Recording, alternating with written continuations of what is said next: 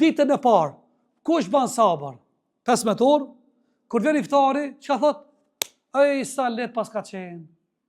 Kështu dita e parë duron, dita e dytë, do të shkoje, sa që kime thonë, mirë për ata që nuk agjeruan. Edhe Ramazani, mëson mu bot durimtar. Këshire, kush duron ditën e parë, pastaj let është e dyta, e treta, vetëm se fillon me trajnu mua, e merr vetën, edhe let është. Andaj dërguri Allahut me këta përfundoi, thoshte i dërguri Allahut, lisai me farahten, agjeruesi i ka 2 gëzime.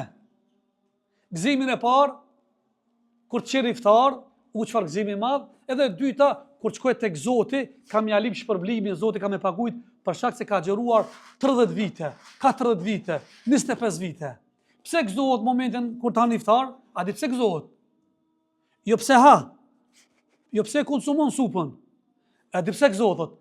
15 orë ka mujt shejtanin. Ti sa i fortë je? Edhe ai që agjeron kur sukses 15 orë, e ka mujt veten, egon teme, qefin, dhe është gëzimi madh. Normal pas edhe gëzimi dhe haja, po mi gjitha ta e ke mujt vetën tane, vesët e këqia, dukurit e këqia. Si do qoftë, lusë Allahun e madhëruar, Allahu të na i pranoj agjerimin, Allahu të na bëjt fuqishën dhe në fund të arruajmi, nga se nuk ka kapital ma i mirë se adhurimi dhe ibadetet.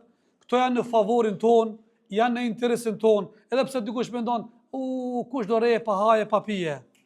Ju i dini se një prej terapijeve shëndetësore është edhe abstenimi.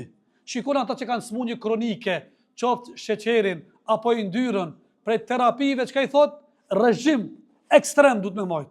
Jashtë konsumimit të ilaçeve po asgjë s'është kjo, nëse nuk i mbash regjimit, kështu ekstrem, strok,